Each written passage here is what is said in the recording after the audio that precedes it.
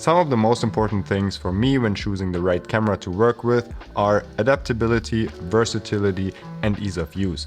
And those are some of the reasons why I chose the Canon C70 as my main camera for almost all of my jobs. But to make my life even easier, especially for documentary and run and gun work, I had to switch some of the custom buttons around as well as change some of the settings.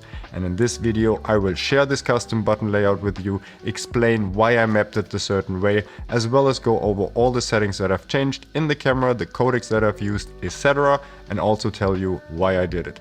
And now, without wasting any more time, my name is Steven Cooper and welcome to Monkey Pixels.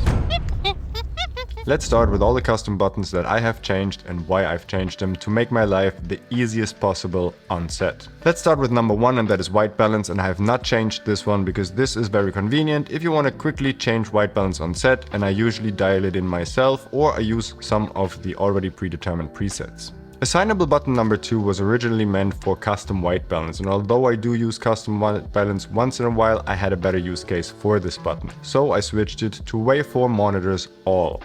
So this one shows my waveforms on the internal LCD screen as well as an external HDMI screen. And this is very handy to set your exposure, and this is one of the methods that I use to dial in my exposure for all of my shots. Custom button number 3 has already been set to peaking, and this is where I will leave it because I use peaking all the time when shooting on manual lenses or even when I want to focus manually myself. I enabled assignable button number 4 to be able to start and stop recording because I'm using a top handle most of my times when shooting, and that makes it quite awkward to hit the record button on the right side of the camera, so it comes in very handy to have one on the left side as well.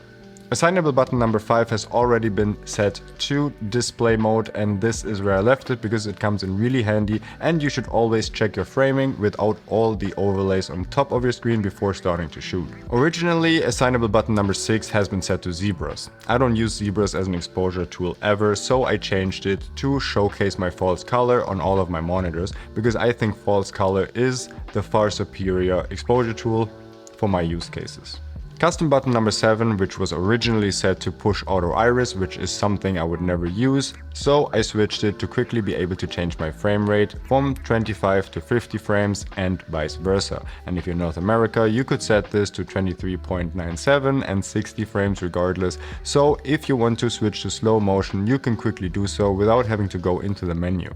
Button number 8 is set to magnification, and I left it on there because I shoot manually a lot of the time, so it's really handy to just push number 8 and zoom in onto your image and see if your focus is right. Custom button number 9, which was originally meant to use the function button, I switched to be able to go to even higher frame rates, 100 or 120 frames. And this way I went into the menu and mapped it to the recording mode, so I can quickly change from the regular recording mode to the high frame rate slow and fast recording mode, so I can just shoot at higher frame rates. Assignable button number 10 I assigned to the function mode, and I rarely use this one, but sometimes I do want to change my aperture, and usually I shoot wide open for run and gun projects, or I only set my aperture 1 but I don't really have to change my aperture a lot, or I want to change my angle degree of shutter angle because sometimes there's flickering lights in the background, but again, both of those things I do rarely, so with the function button I cover everything.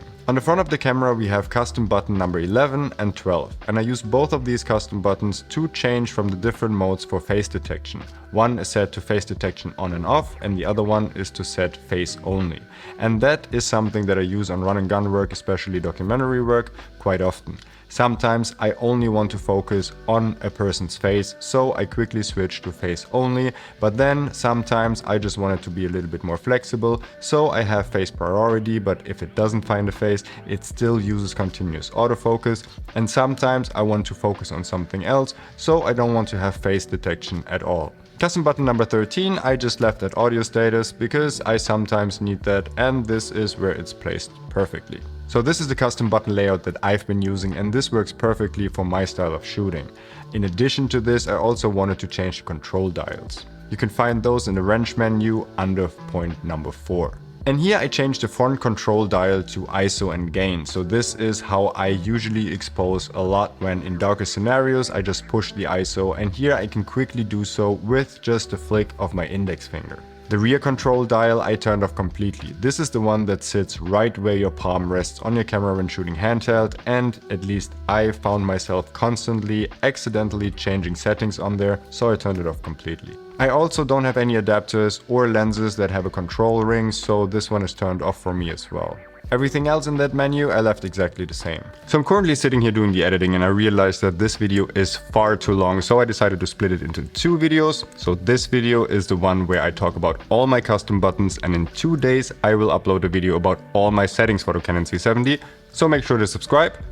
And now back to the video. So there you have it. This was my in-depth video on all the custom buttons and all the settings that I use for video on my Canon C70. If you have any more questions to any of the settings or custom buttons, just leave a comment down below. I hope you liked this video, and if you did, then please give it a thumbs up, subscribe for more, and since you're already here, maybe why don't you just check out 2 more videos about the Canon C70 that I recorded recently to learn even more about this amazing camera.